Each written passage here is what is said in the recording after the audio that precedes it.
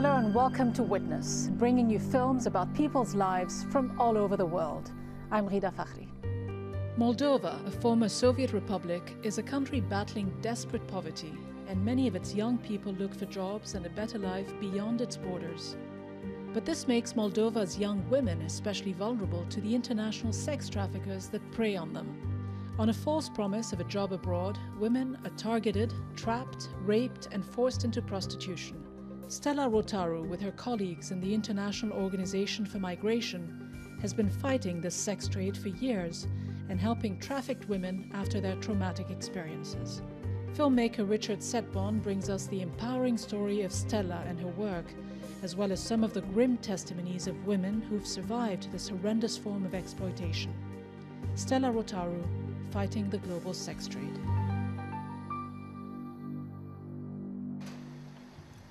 Stella Rotaru is a fashion-conscious professional young woman you might find in any big European city these days. But Stella has a far from typical occupation. She's a repatriation specialist, helping rescue victims of human trafficking, especially women who have been sold or deceived into working as prostitutes abroad. Today, she's on her way to the airport to meet a woman she's helped come back home from the United Arab Emirates. She received an offer for a good job abroad from a woman who lives in the neighborhood. And then she was deceived. When she arrived to the Emirates, she found out that she has been sold. She was forced to provide sexual services. Stella has made the airport trip many times. For her home, Moldova, is fertile ground for human trafficking. At the airport, the victim's two sisters are waiting with apprehension. Я встречаю свою родную сестру, которую не видела 2 года. Ее обманули и одним словом продали. Я не знаю, как это произошло, но я знаю, кто это сделал, и просто когда это произошло, меня не было. Эта женщина живет в соседнем доме. Она ездит на машине, покупает квартиры, живет за счет таких девочек, как моя сестра. Moldova is a former Soviet republic squeezed between Romania and Ukraine. It's a beautiful country with famous wines and hard-working people. But when the Soviet Union collapsed, its economy was ill-prepared to compete in the global marketplace. Today, Moldova is Europe's poorest country. As many as 600,000 of its 4 million people have sought a better life somewhere else. Unfortunately, many of those who dream of improving their lot abroad, especially young women, fall prey to traffickers. Some will end up as streetwalkers or in brothels. The women interviewed for this film have chosen to show their faces, but their names have been changed. Stella is a modern woman who offers a different image of Moldova than simply a poor agricultural country. She works for the International Organization for Migration in Moldova, IOM, an institution funded by governments and dedicated to helping migrants. Her small stature and delicate features hide a no-nonsense determination to help her fellow woman. Every case is a personal tragedy. One of the stories which comes always, to my mind is about a little girl who was trafficked to the Russian Federation. She was taken to a construction site. She was raped days in a row, losing her consciousness, and it would not stop.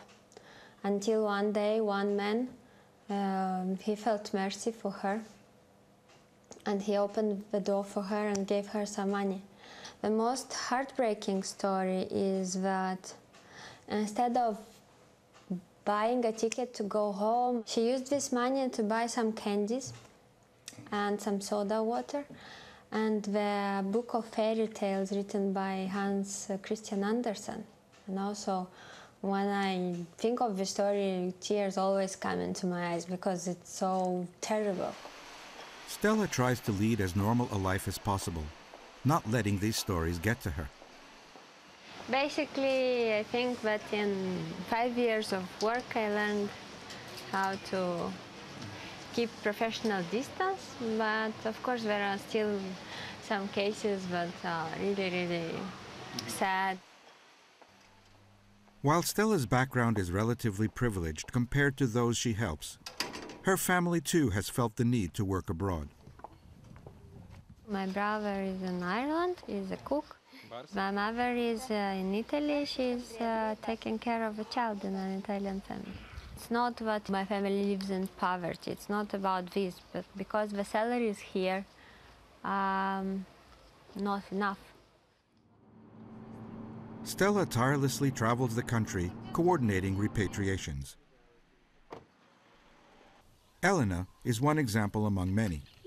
She was a village girl, married with 2 children, forced by poverty to look for work abroad. Leaving her children behind, she left home to work in a street market in Moscow. A female acquaintance offered her a better-paying job in another city. There was just one problem. She was pregnant. Не надо, не поедешь никуда, ты хочешь этого ребенка? А я так подумала, говорю, ну, мне 2 хватит. Он говорит, ну, тогда я сделаю, поедем куда-то и сделаем тебе аборт туда-сюда, и все будет в порядке, мы уже ничего не говори. Как-то, не знаю, но она такая женщина, что она так в душе проникла. And so Elena, with 4 other women, set out by bus. Не знаю, мы ночью ехали очень долго, только ночью ехали. Когда туда приехали, я помню, вот большой забор, слишком большой забор, который вообще не видно. И такая большая, огромный дом. Везде как-то все странно, все, что не похоже на что-то на Россию такую. She was in Chechnya. She had arrived at a villa run by a violent criminal gang, running prostitution rings and trafficking children. Her friend had sold her into prostitution. Если что-то не так, сразу били, сразу кололи чем-то. Вас? Да, всех кололи подряд, если кто-то орал, кто-то кричал. Ну, несколько раз меня били сильно по голове, да. Я вообще была изуродована как человек. And then the traffickers discovered she was pregnant. После родов мне ставили ребенка 1 месяц. После этого ребенка забрали у меня. Вот эту. А у них было связано, у них была международная связь с мафией из Италии, из этой. Они продавали детей через интернет. She tried to escape, but each time was caught and severely beaten. Он просто слушал меня, я плакала и говорила, умоляла, чтобы нам помог. Потому что я все время говорила, вы мусульмане, у вас такая вера. Как вы можете так поступить? Потому что может на этом оказаться ваш ребенок, ваша дочь. When she got pregnant again with a client, she vowed that this time she would not let them take the child away. Вот с этой черненькой, почему вы говорите, что она не похожа? Она вот практически там, как это... А был мужчина, который очень такой, он говорит, если я от него забеременела, он меня как-то, знаете, пожалел очень сильно. И через него мы достали разные таблетки, таблетки очень сильные, снотворные. У них были очень большие собаки, мы собаков тоже.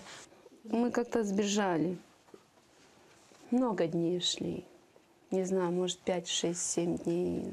Нас нашли российские дети, пограничники. She was taken to a hospital in Russia where she would give birth. The Russian police conducted a raid on the villa. Many children were rescued, and a DNA test confirmed that one of them, sold and about to be sent to Italy, was Elena's. The child was returned to her mother, and they were repatriated to Moldova. Да, было. Даже здесь приехали оттуда. Хотели детей. Меня не хотели, сказали, они получили деньги за ней, они не отдали ребенка. Arriving at work after the weekend, Stella's inbox is usually full with messages from her vast network of contacts and from women seeking help. This case, it's a referral from our partners from police. Her number can even be found scratched on a prison wall. Most women from Moldova are trafficked to Russia, Turkey, Cyprus, and the Emirates, where light-skinned women are prized by some men. For many women, she's their only hope. Stella helps them escape their pimps, get out of jail, obtain travel documents, and tickets to get back home. Today, Stella has brought a woman trafficked to the Emirates to an IOM-funded shelter. The shelter provides returning women with a place to stay, recover, and reunite with their children. Forced to provide sexual services without protection, many have sexually transmitted diseases. Some are HIV positive. Lilia Gorshag is a psychologist at the shelter. Мне рассказывала одна из наших бенефициаров, что ее держали, косу заплели на руке, у нее большая длинная коса, держали над пропастью и говорили: будешь оказывать услуги? Хорошо, нет, прямо спущу тебя с этой горы, и никто не узнает, где твои кости покоятся, потому что ты без документов, ты нелегально, ты никто. Join me again after the break here on Witness.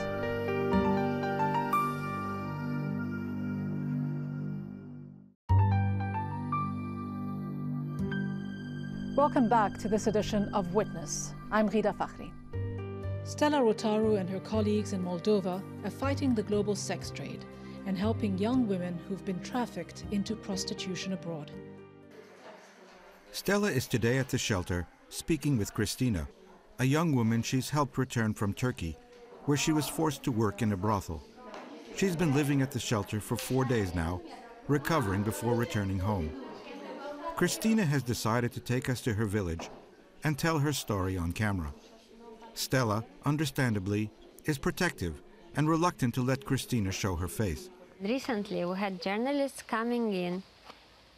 They took an interview with our beneficiary, and then we see the photo of this girl and her name in the newspaper. This is what makes me angry, because I think that these people have no heart.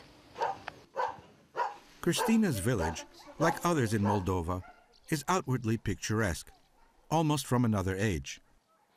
But rural poverty is pervasive. Christina's aunt is bringing up her son. Her mother is psychologically fragile and divorced from Christina's father since she was a little girl. Încoace la deal e viceul, tot vii încolo, mă rog, casa e, da, asta e tot în casă, puteți să vă arăt în casă cum e. Asta acolo sunt găinile. Aici e bunelul meu. Acesta e bunelul meu, acesta tot e el, acesta e băiatul meu. La grădiniță aș vrea multă lume să știe istoria mea pe care eu am trecut-o. Christina left school at 16, met a man, and very soon got pregnant. S-a născut băiatul, avea o lună, după aceea el a plecat. Acum copilul are 5 ani, el încă niciodată n-a fost să vadă copilul. A friend introduced her to someone who offered her a job working in a shop in Turkey. Și am încercat să-mi ajut familia, dar a fost ceva oribil. Eu m-am gândit că normal lucru, că știu că nu mă duc la un lucru, să zic, prostituat. În Istanbul ne-a întâlnit o persoană, un turc, pe nume Murat. Acesta e patronul pe fete. Murat took her to his villa in the town of Antalya. Christina took photos, hoping to use them later to expose her tormentors. Here she is with Murat's mother. Here the girls celebrate a birthday. Everyone seems happy in the photos. It's only an appearance. Dormeai cu el, trebuia să dormi. Eu dormeam pe o parte, el în mijloc și altă fată pe de o parte. Celelalte dormeau în alte camere, aparte tot cu bărbați. El le punea să stea, să nu doarmă singure. Și ăștia erau nepoții lui, care tot locuiau cu noi. Fotografia aceasta a fost dată pentru clienți. 15-10 clienți. Păi, la ora 5 dimineața noi lucram 6 dimineața. 2 ore dormeam de la 6 până la 8.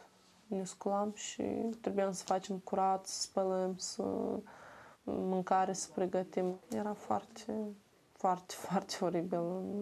Christina tried to escape from a client, but was caught. Eu am început să plâng, eu i-am spus că vreau să plec înapoi la Moldova, nu vreau să rămân aici. Murat threatened to kill her and raped her violently. Am fost toată neagră, ochiul plin cu sânge, am fost cu pistolul la cap pus. I-am spus că vreau să plec acasă și el mi-a spus că tu trebuie să lucrezi, fiindcă eu pe tine bani am dat.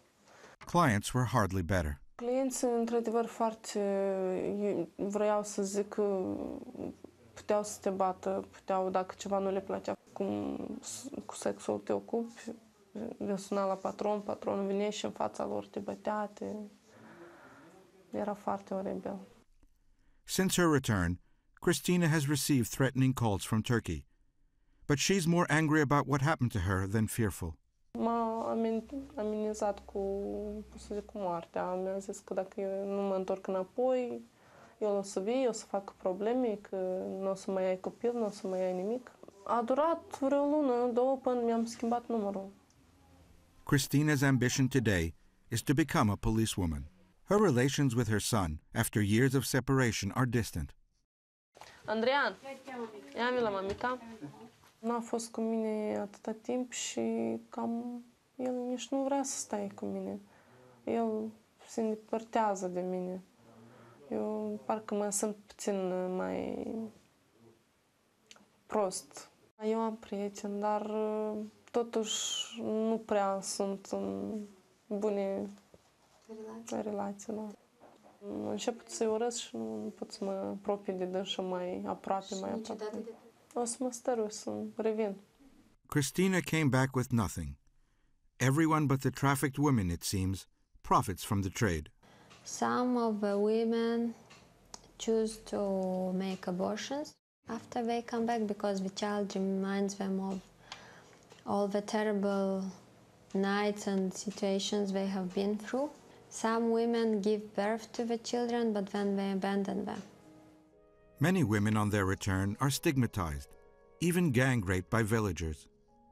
I witnessed such a case when father had these changes in behavior when he would first cry and say, "Oh, where is my daughter? I can hardly wait to see her back. Like, poor girl, she has been away for so long." And then he would have this change and he would say, "If she gets back, you know, I don't know what I will do to her. How could she do this?" The father is drinking.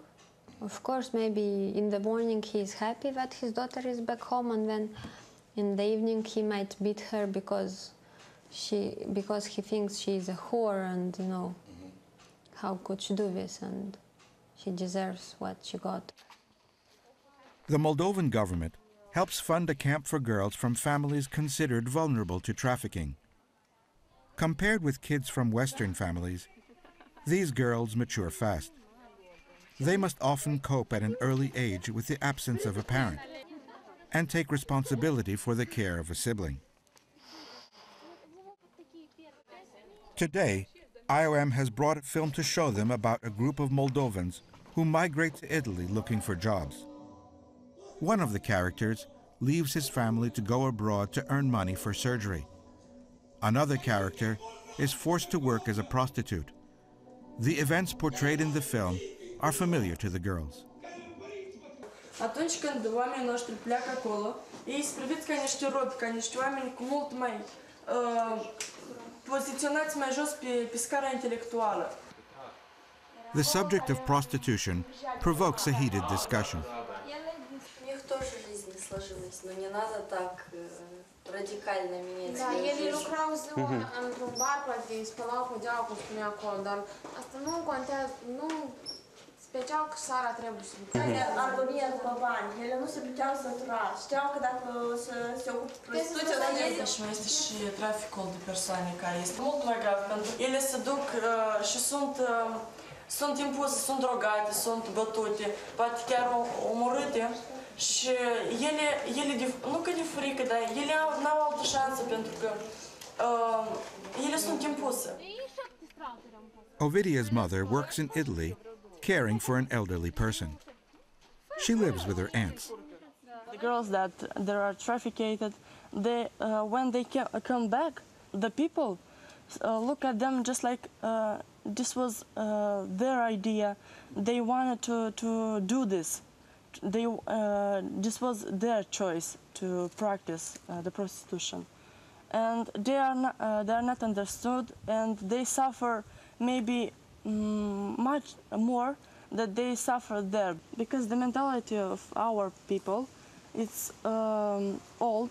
The woman was always looked like just an individual who need to cook and to make clean and take care of children.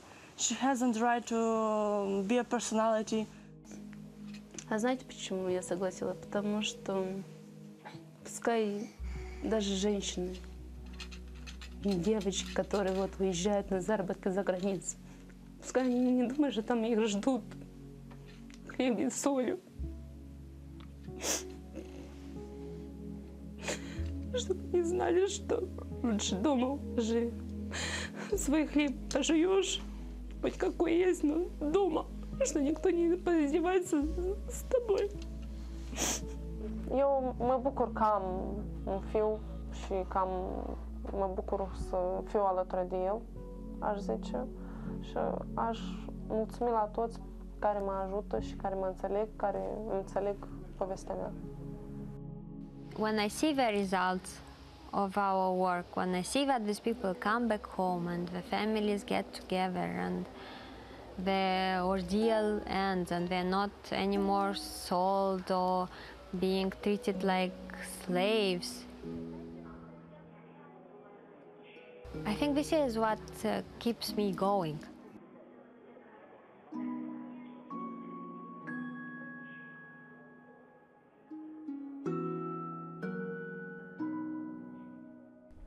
That's it for this edition. Thank you for watching, and I hope you'll join me next time here on Witness.